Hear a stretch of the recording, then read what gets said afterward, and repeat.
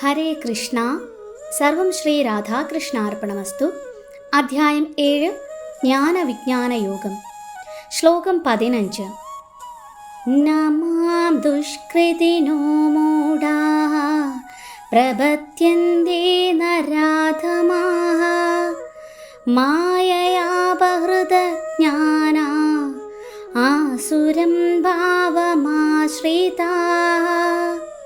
വിവർത്തനം. ദുഷ്കൃതരായ മൂഢന്മാരും മനുഷ്യാധമന്മാരും മായയാൽ അപഹരിക്കപ്പെട്ട ജ്ഞാനത്തോടു കൂടിയവരും നിരീശ്വരരുമായ അസുരന്മാർ എന്നെ ശരണം പ്രാപിക്കുന്നില്ല. ഭാവാർത്ഥം. ശ്രീകൃഷ്ണ ഭഗവാന്റെ തൃപ്പാദങ്ങളിൽ സ്വയം ആത്മസമർപ്പണം ചെയ്യുന്നവർക്ക് ഭൗതിക പ്രകൃതിയുടെ കർക്കശ നിയന്ത്രണം അതിലംഘിക്കാമെന്ന് മുമ്പ് പറഞ്ഞിട്ടുണ്ടല്ലോ. ഇവിടെ ഒരു ചോദ്യത്തിനിടവരുന്നു. അഭ്യസ്തവിദ്യരായ തത്വചിന്തകരും ശാസ്ത്രജ്ഞരും വ്യവസായികളും ഭരണകർത്താക്കളും ജനനേതാക്കളുമെല്ലാം എന്തുകൊണ്ട് സർവശക്തനായ ഭഗവാന്റെ തൃപ്പാദങ്ങളിൽ സ്വയം സമർപ്പണം ചെയ്യുന്നില്ല?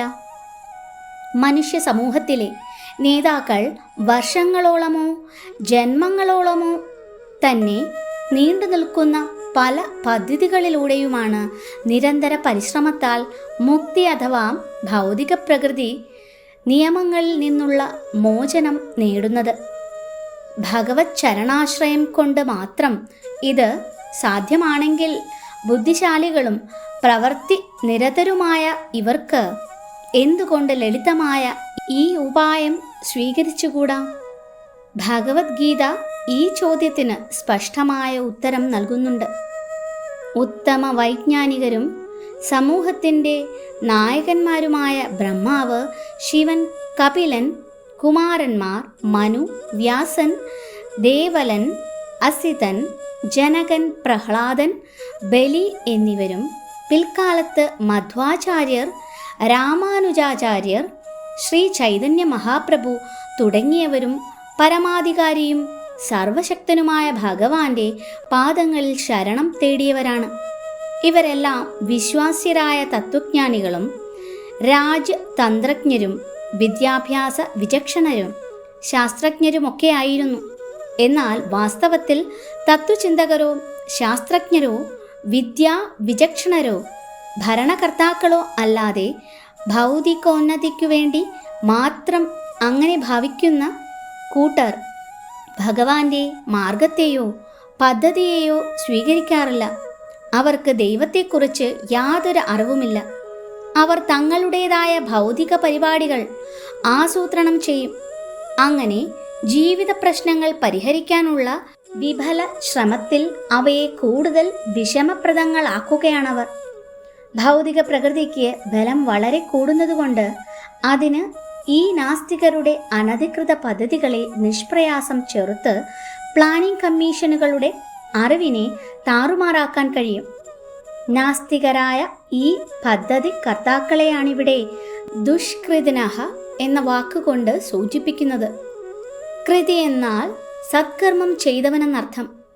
നാസ്തികനായ ആസൂത്രകനും ചിലപ്പോൾ അതിബുദ്ധിമാനും ഗുണവാനുമായേക്കാം. ഏതൊരു ബൃഹത് പരിപാടിയും നല്ലതാകട്ടെ ചീത്തയാകട്ടെ ആസൂത്രണം ചെയ്യാൻ ബുദ്ധിശക്തി ആവശ്യമാണ്.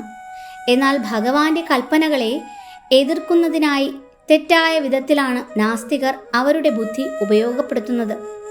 അതുകൊണ്ട് ദൈവബോധമില്ലാത്ത അത്തരം ആസൂത്രകനെ ഇവിടെ ദുഷ്കൃതി എന്ന് പറഞ്ഞിരിക്കുന്നു.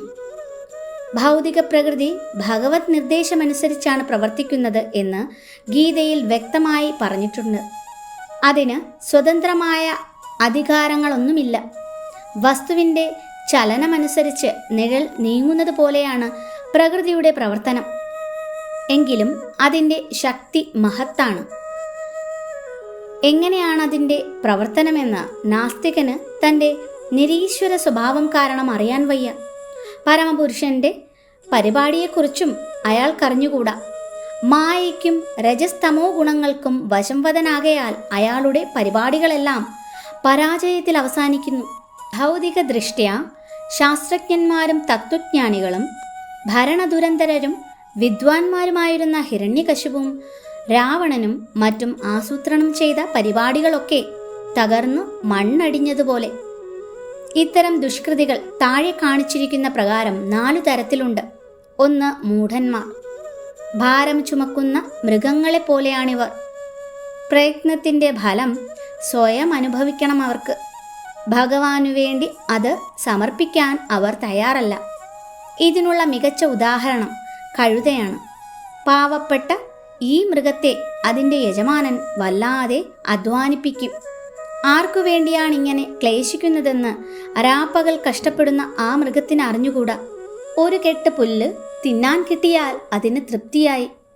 ഉടമസ്ഥൻ തല്ലുമോ എന്ന് ഭയന്നിട്ടാണെങ്കിലും സ്വല്പമൊന്ന് മയങ്ങിയാൽ സന്തോഷം. ഇണയുടെ ചവിട്ടും കുത്തും നിരന്തരം ഏറ്റുകൊണ്ട് തന്നെ ലൈംഗിക തൃഷ്ണ ശമിപ്പിച്ചാൽ അതിന് തൃപ്തിയായി.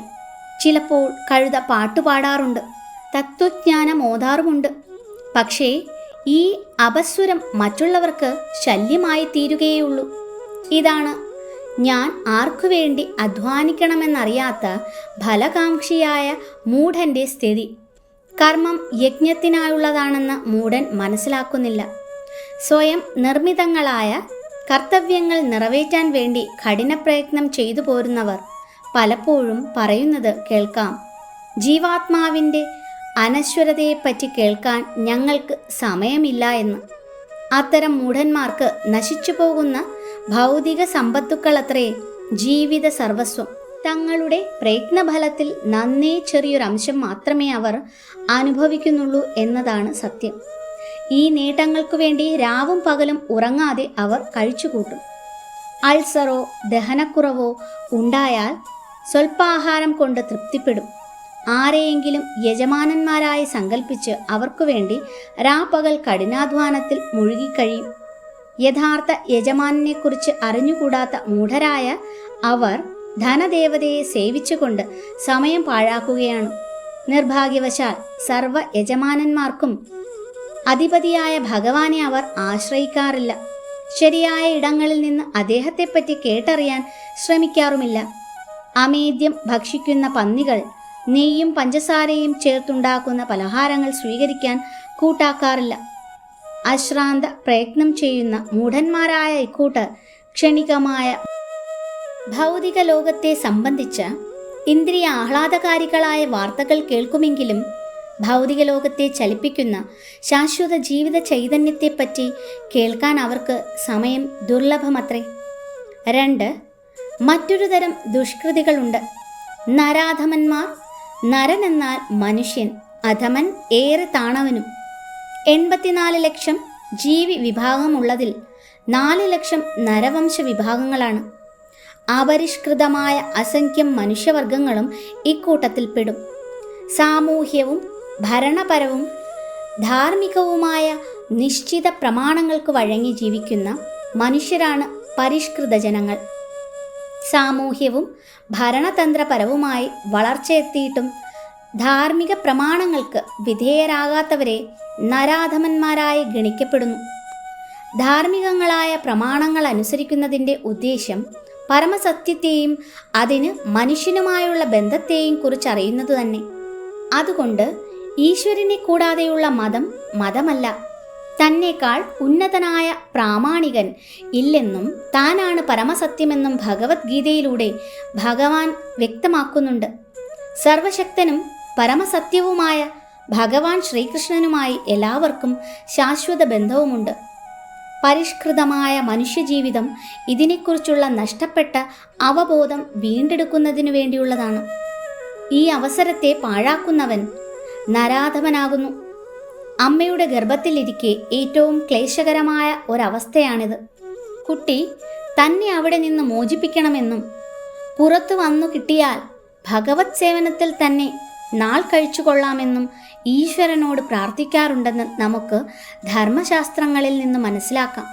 കഷ്ടപ്പെടുമ്പോൾ ഈശ്വര പ്രാർത്ഥന ചെയ്യുക എന്നത് സർവ്വജീവാത്മാക്കളുടെയും സഹജമായ വാസനയാണ്. ഈശ്വരനുമായുള്ള ശാശ്വത ബന്ധമാണിതിന് കാരണം. ഗർഭത്തിൽ നിന്ന് പുറത്തു പോന്നാലാകട്ടെ ജനന സമയത്തുള്ള ക്ലേശാനുഭവങ്ങളെയും അവയിൽ നിന്ന് മോചിപ്പിച്ച ഭഗവാനെയും മായാമോഹിതനായ ശിശു മറന്നു പോകുകയും ചെയ്യുന്നു. കുട്ടികളിൽ നിലീനമായ ദിവ്യാവബോധത്തെ ഉണർത്തിയെടുക്കേണ്ട കടമ രക്ഷിതാക്കൾക്കുണ്ട്.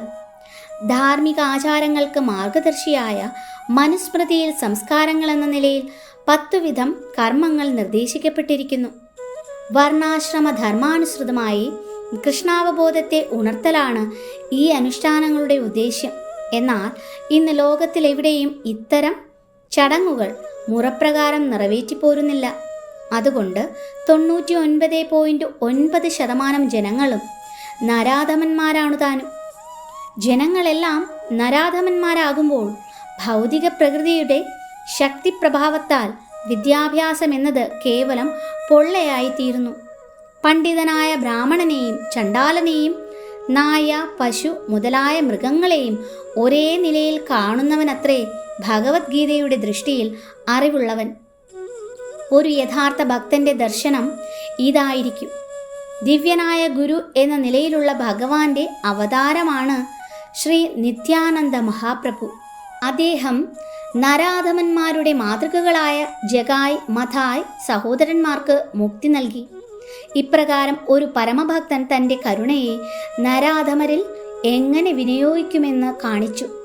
ഭഗവാനാൽ ഉപേക്ഷിക്കപ്പെട്ട ഒരു നരാധമന് ഒരു ഭക്തന്റെ കനിവ് കൊണ്ട് മാത്രമേ തൻ്റെ ആധ്യാത്മിക അവബോധത്തെ പുനരുജ്ജീവിപ്പിക്കാൻ സാധിക്കൂ. ജനങ്ങൾ ഭഗവത് സന്ദേശങ്ങൾ വിനയാദരപൂർവം കേൾക്കണമെന്ന് ശ്രീ ചൈതന്യ മഹാപ്രഭു ഭാഗവത ധർമ്മം അഥവാ ഭക്തന്മാരുടെ പ്രവർത്തനങ്ങൾ പ്രചരിപ്പിക്കുന്നതിനിടയ്ക്ക് പറയുകയുണ്ടായി. ഈ സന്ദേശത്തിൻ്റെ കഴമ്പാണ് ഭഗവത്ഗീത. വിനയപൂർവമുള്ള ഈ ശ്രവണം കൊണ്ട് നരാധമന്മാർക്ക് പോലും മുക്തി നേടാം. പക്ഷേ നിർഭാഗ്യവശാൽ ഇതു കേൾക്കാൻ പോലും അവർ വിസമ്മതിക്കുന്നു. ഭഗവാന്റെ ഇച്ഛയ്ക്കനുസരിച്ച് പ്രവർത്തിക്കുന്നതിനെക്കുറിച്ച് പിന്നെ എന്തു പറയാൻ? മനുഷ്യരുടെ മുഖ്യ കർത്തവ്യത്തെ നരാധമന്മാർ പാടെ അവഗണിക്കുകയും ചെയ്യും. 3. ഇനിയൊരു വിഭാഗം ദുഷ്കൃതികൾ മായയാൽ അപഹരിക്കപ്പെട്ട ജ്ഞാനത്തോടു കൂടിയവരാണ്. മായികമായ ഭൗതിക ശക്തിയാൽ അവരുടെ ആർജിത ജ്ഞാനമെല്ലാം നഷ്ടപ്പെട്ടിരിക്കുന്നു.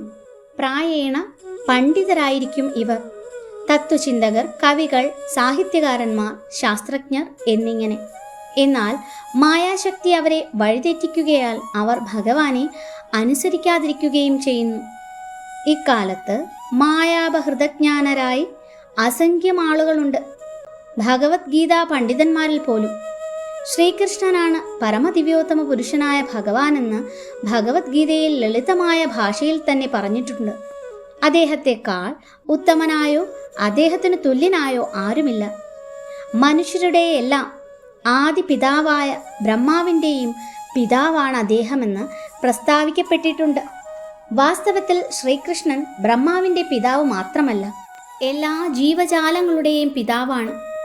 അവ്യക്തഗത ബ്രഹ്മത്തിൻ്റെയും പരമാത്മാവിൻ്റെയും തായ്വേരാണ് അവിടുന്ന്. എല്ലാ ജീവികളിലുമുള്ള പരമാത്മാവ് അദ്ദേഹത്തിൻ്റെ സമ്പൂർണാംശം തന്നെ. എല്ലാത്തിൻ്റെയും ഉത്പത്തി അദ്ദേഹത്തിൽ നിന്നാണ്. എല്ലാവരും ഭഗവത് ചരണങ്ങളിൽ സ്വയം സമർപ്പിക്കേണ്ടതാണ്. ഇത്രയുമെല്ലാം വ്യക്തമാക്കിയിരുന്നിട്ടും ഈ മായാപഹൃതജ്ഞാനരായ ജനങ്ങൾ അദ്ദേഹത്തിൻ്റെ വ്യക്തിവൈശിഷ്ട്യത്തെ അവഗണിക്കുന്നു. അദ്ദേഹത്തെ വെറുമൊരു സാധാരണ മനുഷ്യനെന്ന് കരുതുന്നു. അനുഗ്രഹീതമായ ഈ മനുഷ്യരൂപം ഭഗവാന്റെ അതീന്ദ്രിയവും ശാശ്വതവുമായ രൂപത്തെ ആസ്പദമാക്കിയിട്ടുള്ളതാണെന്ന് അവർക്ക് അറിഞ്ഞുകൂടാ. മായാപഹൃതജ്ഞാനികളുടെ ആധികാരികങ്ങളല്ലാത്തതും ഗുരുശിഷ്യ പരമ്പരയിൽപ്പെടാത്തതുമായ ഗീതാവ്യാഖ്യാനങ്ങൾ ആധ്യാത്മിക ജ്ഞാനത്തിൻ്റെ മാർഗത്തിൽ തടസ്സം സൃഷ്ടിക്കുന്നവയാണ്. മായാമോഹിതരായ വ്യാഖ്യാതാക്കൾ കൃഷ്ണന് സ്വയം സമർപ്പിക്കാനോ അങ്ങനെ ചെയ്യാൻ മറ്റുള്ളവരെ പഠിപ്പിക്കാനോ തുനിയുന്നില്ല. 4. ആസുര സ്വഭാവികൾ അഥവാ ആസുരം ഭാവമാശ്രിതർ ആണ് 4ാമത്തെ ദുഷ്കൃതികൾ. ഇവർ തികച്ചും നാസ്തികരാണ്. പരമപുരുഷനായ ഭഗവാൻ ഒരിക്കലും ഭൗതിക ലോകത്തിൽ അവതരിക്കാൻ കഴിയുകയില്ലെന്ന് അവരിൽ ചിലർ വാദിക്കുന്നു. എന്തുകൊണ്ട് അവതരിച്ചുകൂടാ എന്ന ചോദ്യത്തിന് ശരിയായ ഒരു ഉത്തരം നൽകാൻ അവർക്ക് സാധിക്കാറില്ലതാനും. മറ്റു ചിലർ ഈശ്വരൻ അവ്യക്തഗത ഭാവത്തിൻ്റെ ആശ്രിതനാണെന്ന് കരുതുന്നു. എന്നാൽ നേരെ മറിച്ചാണ് ഭഗവത്ഗീത പ്രസ്താവിച്ചിരിക്കുന്നത്. ഭഗവത് വ്യക്തിത്വത്തിൽ ഈർഷ്യയുള്ള നിരീശ്വരവാദികൾ കപോലകൽപ്പിതങ്ങളായ പല കപട അവതാരങ്ങളെയും രംഗത്തിറക്കാറുണ്ട്. ഭഗവാനെ നിന്ദിക്കുക എന്നത് ജീവിത ലക്ഷ്യമാക്കിയെടുത്ത അക്കൂട്ടർക്ക് ശ്രീകൃഷ്ണ പാദങ്ങളിൽ ആത്മസമർപ്പണം സാധ്യമല്ല.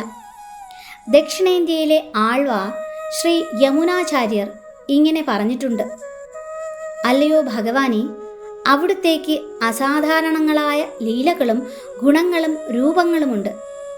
സത്വഗുണാധിഷ്ഠിതങ്ങളായ ധർമ്മശാസ്ത്ര ഗ്രന്ഥങ്ങളാൽ അങ്ങയുടെ വ്യക്തിത്വം സ്ഥാപിക്കപ്പെട്ടിട്ടുണ്ട്. ദിവ്യ ഗുണസ്ഥിതരും ആത്മീയ ശാസ്ത്രത്തിൽ അഗാധ ജ്ഞാനമുള്ളവരെന്ന് പേരുകേട്ടവരുമായ മഹാത്മാക്കളാൽ അങ്ങ് അംഗീകരിക്കപ്പെട്ടിട്ടുണ്ട്. എങ്കിലും നിരീശ്വര ഭാവത്തെ ആശ്രയിച്ചിരിക്കുന്നവർക്ക് അങ്ങ് അഗ്രാഹ്യനാണ്.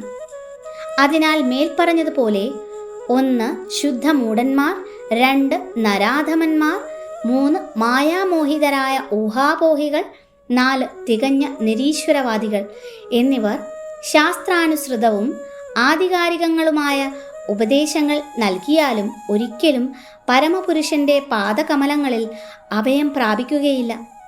ഹരേ കൃഷ്ണ. സർവം ശ്രീ രാധാകൃഷ്ണ അർപ്പണമസ്തു.